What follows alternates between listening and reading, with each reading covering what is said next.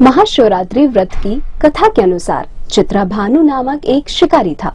वह एक साहूकार का कर्जदार था, लेकिन वो साहूकार का ऋण समय पर न चुका सका। क्रोधित साहूकार ने शिकारी को शिव मठ में बंदी बना लिया। संयोग से उस दिन शिवरात्रि थी। शिकारी ध्यान मग्न होकर शिव संबंधी धार्मिक बातें सुनाता रहा और चतुर्दशी को कथा भी सुनी। शाम होते ही साहूकार ने उसे बुलाया। शिकारी अगले दिन सारा ऋण लौटा देने का वचन देकर बंधन से छूट गया। अपनी दिनचर्या की भांति वह जंगल में शिकार के लिए निकला। भूख प्यास से व्याकुल शिकारी शिकार खोजता हुआ बहुत दूर तक निकल गया।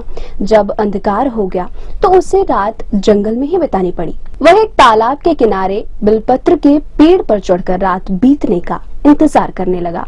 बिलपत्र के पेड़ के नीचे शिवलिंग था, जो बेलपत्र से ढका हुआ था। पड़ाव बनाते समय उसने जो टहनियां और पत्ते तोड़े, संयोग से शिवलिंग पर गिरते चले गए।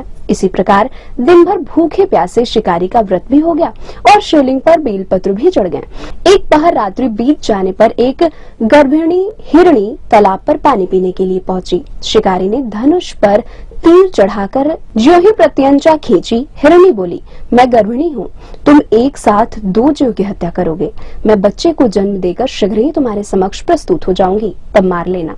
शिकारी ने प्रत्यंचा ढीली कर दी और हिरणी जंगली झाड़ियों में लुप्त हो गई। प्रत्यंचा चढ़ाने तथा ढीली करने के वक्त कुछ बेलपत्र अनायास ही टूटकर शिवलिंग पर गिर गए। इस प्रकार अनजाने में ही प्रथम प्रहर का पूजन भी संपन्न हो गया। कुछ ही देर बाद एक दूसरी हिरणी उधर से निकली। शिकारी ने समीप आने पर उसने धनुष पर बाण चढ़ाया। यह देख हिरणी ने कहा, हे शिकारी, मैं थोड़ी देर पहले ऋतु से निवृत्त हुई हूँ, अपने प्रिय की खोज में भटक रही हूँ। मैं अपने पति से मिलकर शीघ्र ही तुम्हारे पास आ जाऊंगी। शिकारी ने उसे भी जाने दिया। रात्रि का आखिरी पहर बीत गया। इस बार भी धनुष से लगकर कुछ बेलपत्र शिवलिंग पर जा गिरे तथा दूसरे प्रहर की पूजा भी हो गई। तभी एक तीसरी हिरणी अपने बच्चों के साथ उधर से निकली। शिकारी ने फिर से धनुष पर तीर चढ़ाने में देरी नहीं लगाई। तभी हिरणी बोली, हे शिकारी, मैं इन बच्चों को इनके पिता के हवाले कर लौटाऊंगी। इस समय मत मारो मुझे। शिकारी हंसा बोला, सामने आए शिकार को छोड़ दो, मैं ऐसा मूर्ख नहीं। इससे पहले मैं 2 बार अपना शिकार खो चुका हूँ। मेरे बच्चे भूख प्यास से व्यग्र हो रहे होंगे। उत्तर में हिरणी ने कहा, जैसे तुम्हें अपने बच्चों की ममता सता रही है, ठीक वैसे ही मुझे भी। हे शिकारी, मेरा विश्वास करो, मैं इन्हें इनके पिता के पास छोड़कर तुरंत लौटने की प्रतिज्ञा करती हूँ।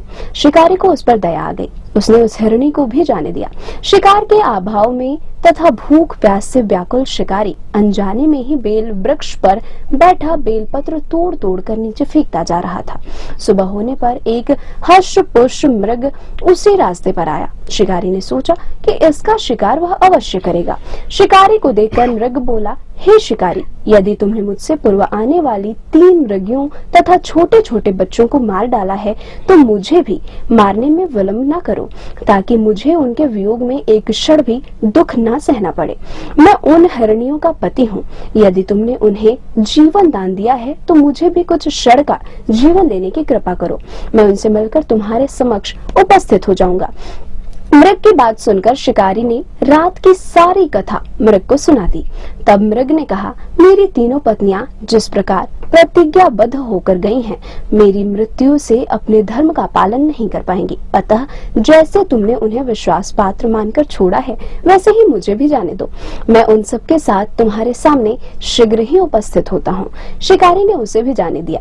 इस प्रकार प्रातः हो गई। उपवास, रात्रि जागरण तथा शिवलिंग पर बेलपत्र चढ़ाने से अनजाने में ही पर शिवरात्रि की पूजा पूर्ण हो गई। अनजाने में ही की हुई पूजन का परिणाम उसे तत्काल मिला।